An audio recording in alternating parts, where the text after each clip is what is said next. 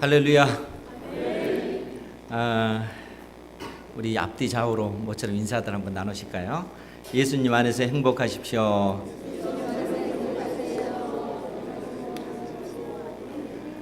우리 주님 안에서 행복한 여러분들 되시기 바랍니다.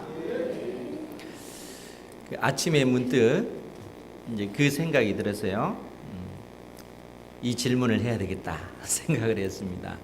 그것은 예수님께서 왜 우리가 똑같은 육신을 입고 이 땅에 오셨을까? 여러분, 예수님께서 왜 우리가 똑같은 육체를 입고 이 땅에 오셨을까요? 히브리서 2장 14절의 근거에 보면 예수님께서 우리가 똑같은 육체를 입고 오신 이유는 죽으시기 위해서다 하는 것입니다.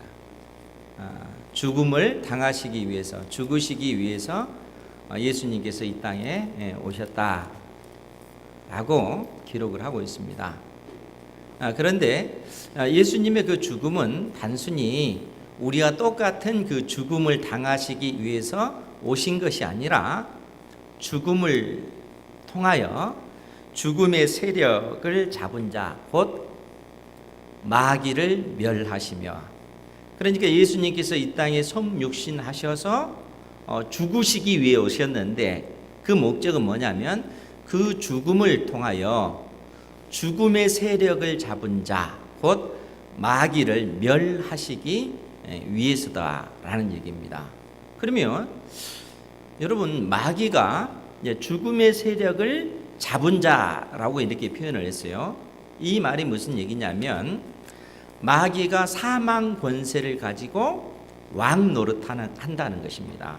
그러니까 이 사단 마귀는 모든 인생이 사망, 죽음이라고 하는 이러한 것을 가지고 모든 인생이 다 죽기 때문에 이 사망 권세를 가진 자, 이 마귀라고 하는 존재가 모든 그 인생을 죽음을 통해서 다 사로잡는 이러한 상황 가운데 있다는 겁니다. 그런데 우리 주님께서 그 죽음을 통해서 사망 권세 잡은 자, 이 사단의 세력, 마귀를 멸하시기 위해서 우리 주님께서 성육신하셨고 이 땅에 우리와 똑같이 죽음을 당하셨다는 거예요. 그런데 죽음으로서 끝나면은 이 사망 권세 아래 메인바 되는 거잖아요.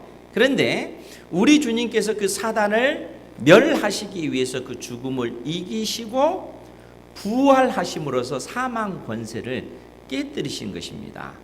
즉 부활하심을 통해서 사망 권세 잡은 자 마귀를 멸하셨다는 것이죠.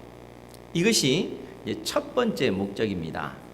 그리고 두 번째는 뭐냐 하면 또 죽기를 무서워함으로 한평생 종노릇하는 모든 자들을 놓아주려 하기 위해서다 하는 거예요. 무슨 얘기입니까? 한평생 우리를 향해서 죽기를 무서워함으로 한평생 종노릇하는 존재로서 우리를 말해주고 있습니다. 여러분 종노릇하고 있습니까? 한평생 죽기를 무서워함으로 종노릇하는 우리, 이 표현이 무슨 얘기냐면 모든 인생이 다 죽는다는 거예요. 죽음이라고 하는 이 권세 아래 모든 인생이 놓여 있고 결국 우리 인생의 전 인생을 놓고 보면 결국 죽음으로 끝나기 때문에 이 죽음의 종노릇 아래 모든 인생이 놓여 있다는 거예요. 그러니까 예수님께서 우리와 똑같은 육체를 입고 오셔서 십자가에 못 박혀 죽으시고 죽음을 이기시고 다시 살아나신 이 사건을 통해서 그 죽음의 권세 아래 메인 우리를 구원해 주시기 위해서다라는 얘기입니다. 그렇기 때문에 예수님께서 우리와 똑같은 육체를 입고 이 땅에 오셨다는 것입니다. 우리를 자유케 하시기 위해서 주님께서 성육신 하신 것입니다. 그러니까 우리 주님께서는 이러한 어떤 그 가르침을 제자들에게 주시기 위해서 가이사랴 빌립보라고 하는 이러한 곳에서 제자들에게 질문하죠. 너희들은 나를 누구라 하느냐? 우리가 지난주에 봤듯이 그러한 어떤 무릎에 베드로가 주는 그리스도시요 살아계신 하나님의 아들이십니다. 이렇게 고백을 했습니다. 주는 그리스도시요, 즉 성경에 약속한 메시아, 그 그리스도가 바로 예수님이십니다. 성경에 약속한 그 사람이 바로 예수님이라는 거죠. 뿐만 아니라 그 예수님은 하나님의 아들, 그분은 완전한 사람이자 완전한 하나님의 아들 되십니다 라고 제자들이 그렇게 고백을 하는 것입니다. 그러니까 주님께서 뭐라고 얘기합니까? 이 고백의 터 위에 내가 내 교회를 세우겠다 라고 말씀하신 거예요. 그래서 이 땅에 교회가 탄생한 것입니다. 우리 은행교회도 이 자리에 설 수 있었던 그 이유도 주는 그리스도시요 살아계신 하나님의 아들이십니다 라고 고백하는 믿음의 사람들이 함께 모여서 교회 공동체가 이루어진 것입니다. 이 은혜 가운데 우리 은행교회가 세워진 줄 믿으시기 바랍니다. 그런데 우리 주님께서 이러한 땅 위의 교회가 이처럼 세워졌다라고 말씀하시면서 특별히 이 땅 위의 교회는 이 세상의 수많은 단체와 다른 것, 근본적으로 다른 것이 하나 있는데 그것이 뭐라고요? 그 교회는, 땅 위에 세워진 이 교회는 음부의 권세가 이기지 못한다는 거예요. 그것이 교회의 특징입니다. 음부의 권세가 뭐라고 했습니까? 죽음의 권세, 사망 권세예요. 그러니까 이 땅 위에 있는 모든 인생들은 죽음이라고 하는 것으로서 다 끝나고 마는 거예요. 모든 인생이 죽음과 더불어서 영원한 지옥으로 갈 수밖에 없습니다. 그런데 교회만이 죽음의 권세가 이기지 못한다라고 주님께서 말씀을 하셔요.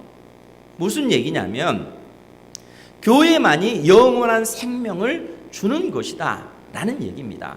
예수님께서 우리에게 영원한 생명을 주신다는 거, 주신다는 그러한 가르침을 예수님께서 제자들에게 해주시는 거예요.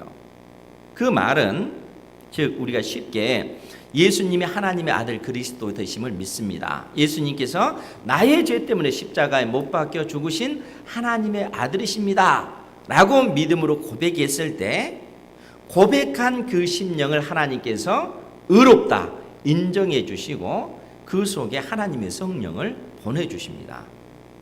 이러한 어떤 그 내용을 비유로 들자면 요한복음 15장에 예수님께서 나는 포도나무요 너희는 가지니, 이 비유를 들어서 설명할 수 있을 것입니다. 즉 예수님이 포도나무고 우리가 가지라면 포도나무와 가지는 둘이 아니죠. 하나가 된 것입니다. 그러니까 우리가 예수님 안에 있는 것이고 예수님이 우리 안에 거하는 이 상태가 되어버리는 거예요. 즉 내가 예수님을 나의 구주로 영접한다라고 했을 때는 포도나무와 가지의 상태가 되어지는 것입니다. 이 말은 무슨 의미냐면 예수님께서 2000년 전에 십자가에 못 박혀 죽으신 그 죽음이 결국 나의 죽음이 되는 거예요. 내가 예수님 안에서 나 역시 그 나의 이 죄 때문에 예수님과 함께 십자가에 못 박혀 죽었고 예수님께서 그 죽음의 권세를 이기시고 부활하실 때 나 역시 2000년 전에 부활했다는 거예요. 믿음 안에서 이 신비한 그 은혜가 나에게 적용되어지는 겁니다. 즉 내가 예수님을 믿고 예수님을 나의 구주로 영접할 때 예수님과 더불어서 나는 2000년 전에 십자가에 못 박혀 죽은 존재가 되었고 예수님께서 다시 살아나실 때 우리 역시 다시 살아서 우리 속에 영원한 생명이 주어진 상태가 되었다는 것입니다. 그러니까 교회는 음부의 권세가 이기지 못한다라고 하는 것은 예수 그리스도를 믿는 자에게 영원한 생명이 주어진 것이다 하는 사실을 우리 주님께서 제자들에게 가르쳐주고 있는 것입니다. 그러니까 이 땅 위에 있는 그 교회는 이 교회만이 영원한 생명을 공급하는 그러한 처소임을 주님께서 가르쳐주고 있는 것이죠. 이러한 가르침을 주시고 나서 17장 오늘 본문 말씀 1절 말씀에 보면 엿새 후에 예수께서 베드로와 야고보와 그 형제 요한을 데리시고 따로 높은 산에 올라가셨더니, 엿새 후에 우리 주님께서 베드로와 또 요한과 야고보를 데리시고 따로 높은 산에 올라가셨다는 거예요. 이 높은 산이 바로 우리가 흔히 얘기하는 변화산입니다. 변화산 산상에 예수님께서 이 세 명의 제자를 데리고 가신 거예요. 물론 변화산이라고 하는 산 지명 자체가 있는 건 아니에요. 예수님이 영광의 그 모습으로 변화되었다라고 해서 이제 변화산이라고 이렇게 우리가 지칭을 하는데, 예수님께서 이 높은 산에 이 세 명의 제자를 데리고 가셨다는 거예요. 그런데 2절 이하의 그 내용을 보니까 그들 앞에서 변형되사 그 얼굴이 해같이 빛나며 옷이 빛과 같이 휘어졌더라. 즉 예수님께서 하나님의 아들로서의 그 영광의 그 모습을 제자들에게 보이신 것입니다. 즉 예수님이 바로 성경에 약속한 메시아시요 그리스도시요 살아계신 하나님의 아들 되신다 하는 사실을, 그 영광의 그 실체를 이 제자들에게 보여주시는 그러한 모습이죠. 그런데 이처럼 예수님께서 그 영광의 모습을 보이실 때 그 자리에 누가 등장합니까? 모세와 엘리야가 예수님과 더불어 말하는 그러한 모습을 보여주고 있다는 거예요. 뿐만 아니라 그러한 가운데 호련히 빛난 구름이 그들을 덮으며 구름 속에서 소리가 나서 이르되 이는 내 사랑하는 아들이요 내 기뻐하는 자니 너희는 그의 말을 들으라. 이러한 말씀이 이 구름 속에서 들려지는 이 모습을 제자들이 경험을 한 것입니다. 그런데 이제 여기서 우리가 정말 주목해야 될 것이 무엇이냐면, 왜 하나님의 아들 그리스도께서 이 변화산상에서 이 모세와 엘리야와 말씀하셨는가 하는 거예요. 왜 하필이면 모세와 엘리야인가 하는 질문입니다. 그런데 여기에는 아주 중요한 그 이유가 있는데, 그것이 뭐냐면 모세는 바로 하나님과 이스라엘 사이에 언약을 체결할 때 언약의 중보자로서 모세가 존재했기 때문에 그렇습니다. 즉 여러분, 이스라엘 백성들이 430년 동안 애굽 땅에서 종살이 했어요. 노예 생활을 했다는 거예요. 애굽의 노예로서 그들이 존재했습니다. 그런데 하나님께서 모세를 그들에게 보내셔서 그들을 출애굽시키시고 시내산에서 언약을 맺으셨습니다. 그 언약을 맺고 나서 하나님께서 뭐라고 선언을 하셨냐면, 나는 너희의 하나님이요 너희는 내 백성이다. 이 언약의 공식 같은 이 말이 선언이 됐어요. 그러니까 이 말의 의미는 하나님께서 이스라엘만의 하나님 되시겠다. 이 땅에 수많은 나라들이 있고 수많은 민족들이 있잖아요. 그런데 하나님께서는 그들을 다 버리시고 오직 이스라엘만의 하나님 되시겠다. 하나님께서 그렇게 선언을 하셨습니다. 동시에 이스라엘에게는 너희들은 하나님만을 섬겨야 된다 라고 말씀하시는 거예요. 그것이 언약 관계입니다. 하나님은 이스라엘만을 사랑할 것이고 이스라엘은 하나님만을 사랑해야 되는 이 관계가 언약 관계라는 거예요. 하나님께서 이러한 언약을 체결하는 이 중보자로서 모세를 사용하셨다는 거예요. 모세가 증인이요 중보자의 그 역할을 한 것입니다. 그러니까 이스라엘 백성들은 이 모세를 통해서 하나님을 만났고, 또 하나님은 모세를 통해서 이스라엘 백성들과 함께 언약을 체결하는 이 의식을 가졌다는 거예요. 그것이 모세가 가지고 있는 그 이제 역사적인 그 중요성이에요. 그런데 문제는 뭐냐면, 이처럼 하나님과 이스라엘 사이에 언약을 체결했지만 이 언약을 파기한 당사자는 하나님이 아니라 이스라엘 백성이라는 거예요. 하나님께서 이스라엘과 언약을 맺으시고 그 언약법으로 율법을 주셨지만 이스라엘 백성들은 끊임없이 하나님께서 그들에게 주신 그 율법을 어기는 그러한 삶을 살았다는 거예요. 하나님께서는 계속 이스라엘 역사 가운데 인내하시면서 이스라엘을 기다렸지만 한결같이 이스라엘은 하나님과 맺은 언약을 파기하는 그러한 역사를 진행시켜 나갔던 것입니다.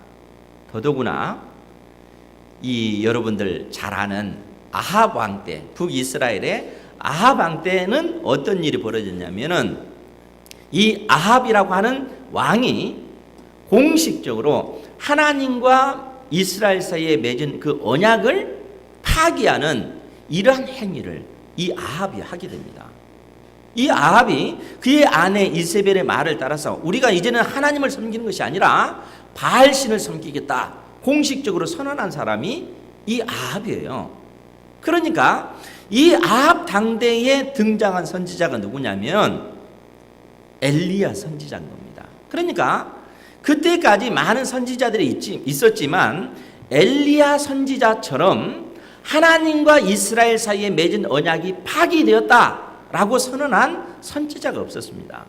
그런데 엘리야 선지자는 하나님과 이스라엘 사이에 맺은 언약이 파기되었고 이 언약적 저주가 이제는 이 땅에 임할 수밖에 없고 그 결과 이스라엘은 멸망당할 것이다 하는 선언을 엘리야 선지자가 한 거예요.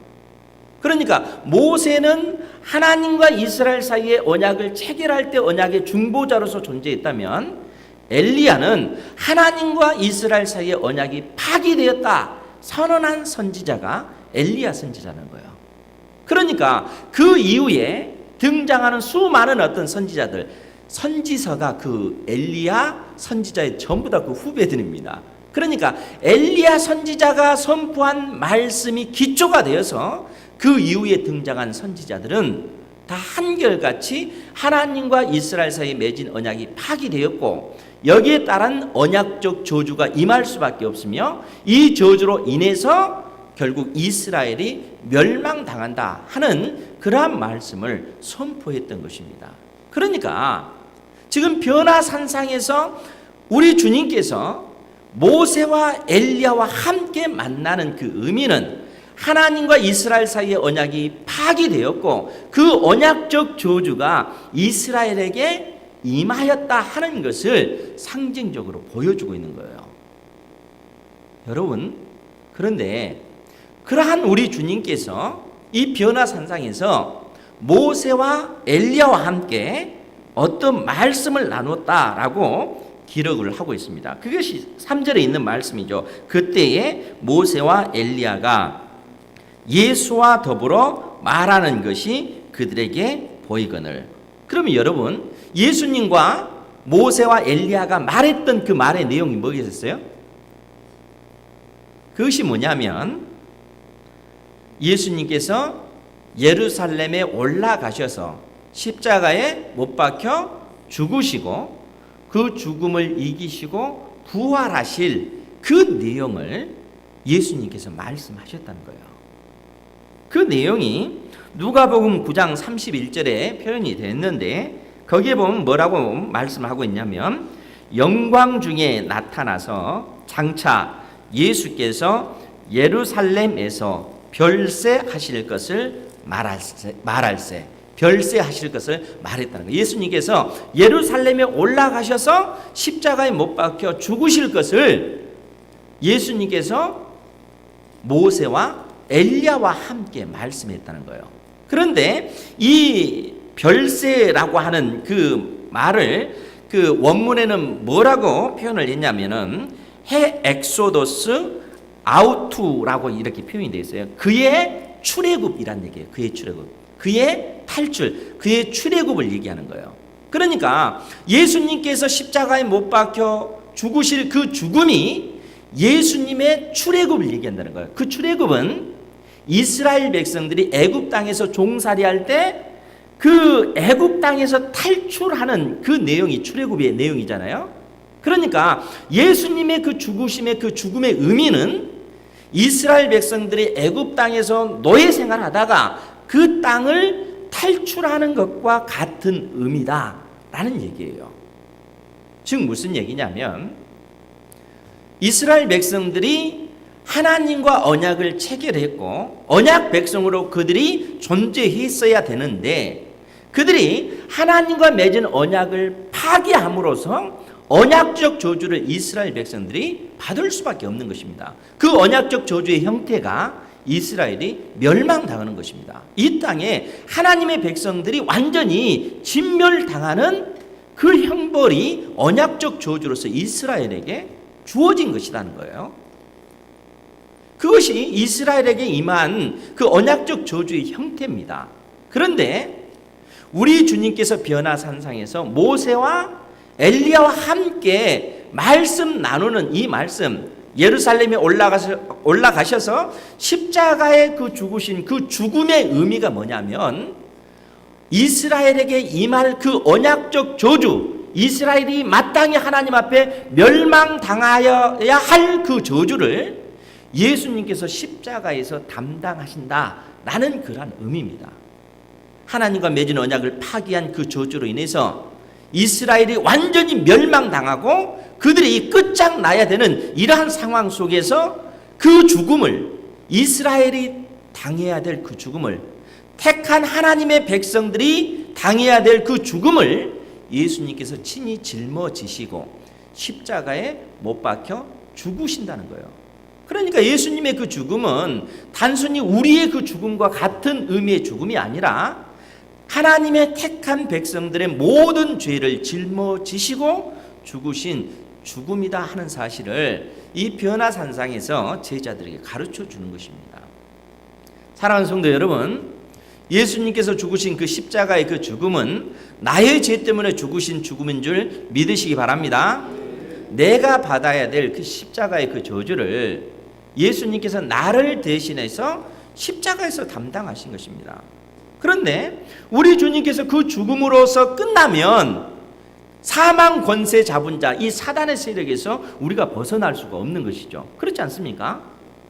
그렇기 때문에 우리 주님께서는 이 죽음의 권세를 이기시고 그분 자체가 생명이시고 예수님 자신이 하나님의 아들 되시기 때문에 우리 주님께서 그 죽음의 권세를 이기시고 부활하심으로써 사단의 세력을 깨뜨리신 것입니다.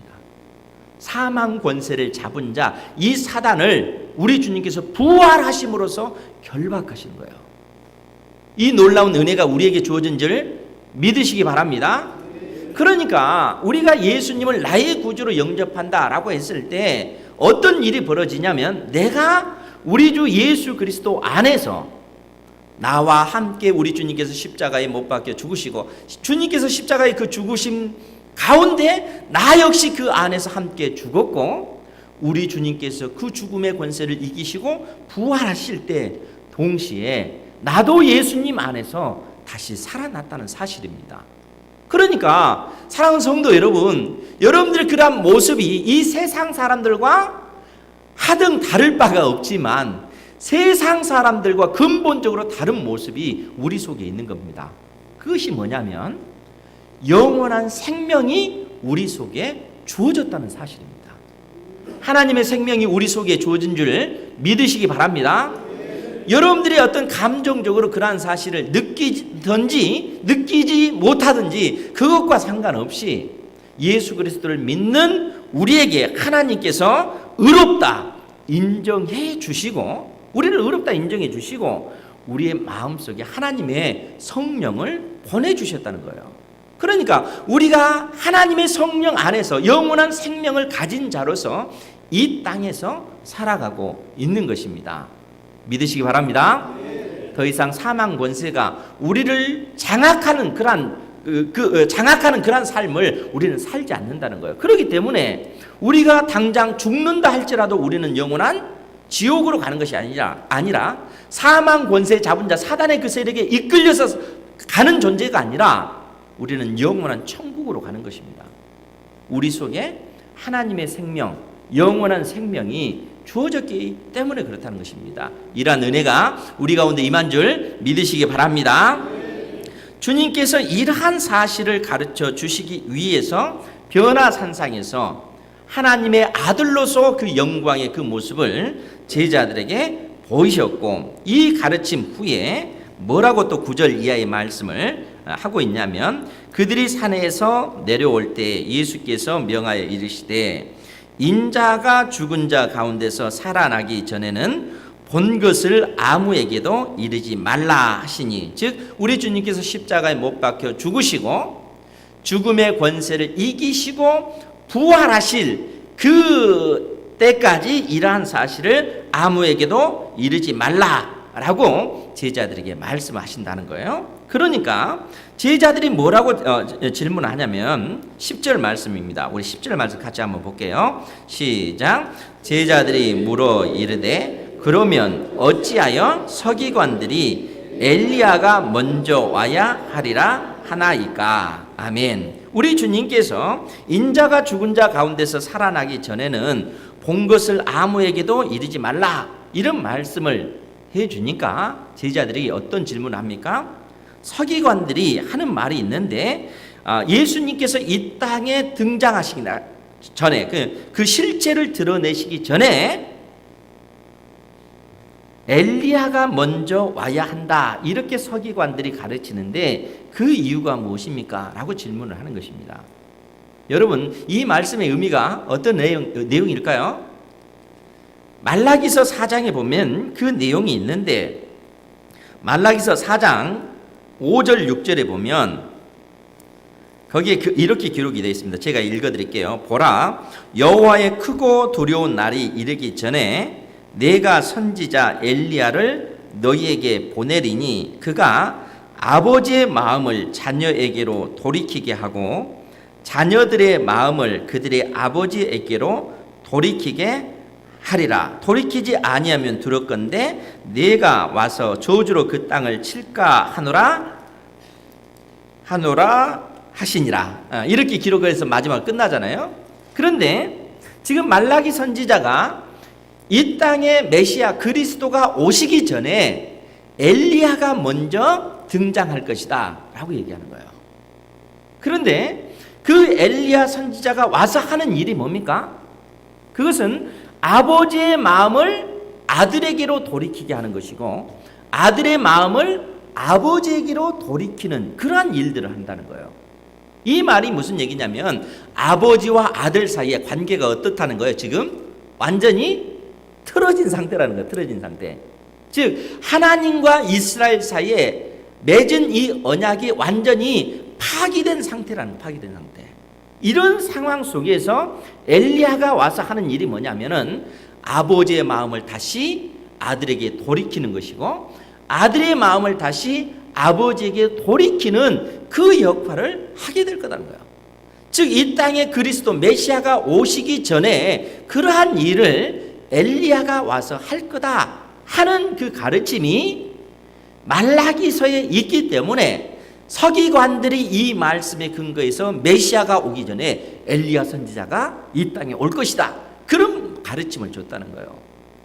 그러니까 우리 주님께서 제자들의 이 질문, 즉 우리 주님께서 이 땅에 오셔서 십자가에 못 박혀 죽으시고 죽음의 권세를 이기시고 부활하심으로써 하나님의 아들로서의 그 영광의 실체를 드러내실 것이고 누구든지 그 예수님을 나의 구주로 영접했을 때 사망 권세 잡은 자 사단의 그 세력으로부터 죽음의 그 권세로부터 우리가 완전히 자유해질 뿐만 아니라 영원한 생명을 소유하게 될 것임을 제자들에게 알려주시는 것입니다. 그러니까 제자들이 이러한 가르침을 받으면서 그러면 엘리야가 오는 그 이유는 무엇입니까? 라고 그렇게 질문을 한다는 것이죠. 그래서 주님께서 11절 말씀에 뭐라고 말씀하시냐면 예수께서 대답하여 이르시되 엘리야가 과연 먼저 와서 모든 일을 회복하리라.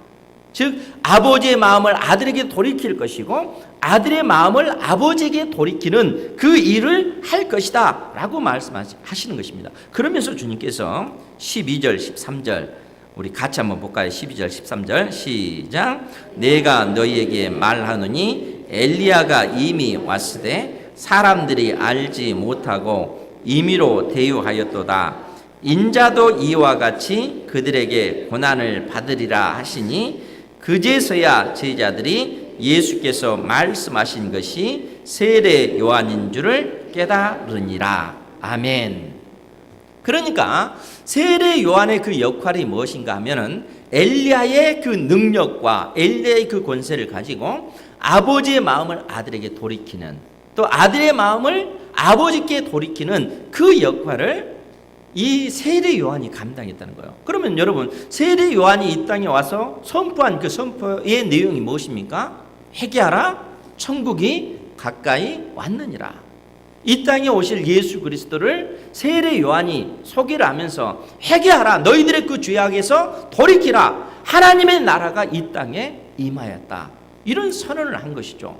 그러니까 결국 우리 주님께서 변화산상에서 모세와 엘리야를 만나서 그러한 얘기를 했을 때, 이 모세라고 하는 것은 결국 언약의 중보자로서 그 역할을 한 것이고, 이 엘리야 선지자는 하나님과 이스라엘 사이의 언약이 파기되었고 이로 인해서 언약적 저주가 임할 것이다 라는 내용을 선언했습니다. 동시에 그 가운데 하나님께서 남은 자들을 하나님께서는 결국에는 구원해 내실 것이다, 이 소망의 말씀을 그 엘리야 선지자가 선포했는데, 그 말씀의 의미를 받아서 말라기 선지자는 얘기해 주기를, 이 엘리야 선지자가 와서 아버지의 마음을 아들에게 돌이킬 것이고 아들의 마음을 아버지에게도 돌이킬 것이다 라는 그런 메시지를 남겼다는 거예요. 그러니까 우리 주님께서 이러한 사실들을 제자들에게 가르쳐 주심으로써 우리 주님께서 하나님의 아들 그리스도 되심을 확실하게 제자들에게 새겨주시는 것이죠. 왜 그렇습니까? 우리 주님으로 말미암아 그들에게 주어진 영원한 그 생명 안에서 그들이 하나님 앞에 믿음의 삶을 살아갈 수 있도록 만드시기 위해서 우리 주님께서 제자들에게 이런 가르침을 주셨다는 것이죠. 사랑하는 성도 여러분, 우리 아버지 하나님은 살아계십니다. 우리 하나님께서 이 땅에 우리 주 예수 그리스도를 보내신 줄 믿으시기 바랍니다. 우리 주님께서 우리의 모든 죄를 짊어지시고 십자가에 못 박혀 죽으셨고 그 죽음의 권세를 이기시고 부활하신 하나님의 아들 되십니다. 아멘. 우리 주님을 믿으시고 그 믿음 안에서 여러분들이 견고히 서셔서 우리 안에 거하는 하나님의 성령을 의지해서 영원한 생명 안에서 한 주간 여러분들에게 주신 날들 믿음 안에서 승리하시는 여러분들 되시기를 주님의 이름으로 축원드립니다. 기도하겠습니다. 자비하신 아버지 하나님, 우리에게 영원한 생명을 주시고 그 생명 안에서 죽음의 권세, 사단의 그 세력을 또 이기는 존재로서 우리가 살아가도록 하시니 감사드리옵나이다. 우리가 이 땅에 살아가는 날들 동안 생명의 주님을 의지하며 또 영원하신 아버지의 그 뜻을 이 땅에 또 이루어가는 그러한 삶을 살아갈 수 있도록 은혜 내려 주시옵소서. 우리가 하나님 앞에 또한 믿음으로 기도하고 간구할 때 주께서 우리의 그 기도를 들으시고 응답하시며 우리의 인생의 그 길을 열어가시는 그 은혜를 저희들의 삶을 통하여 경험할 수 있도록 인도하여 주옵소서. 예수님의 이름으로 기도하옵나이다. 아멘.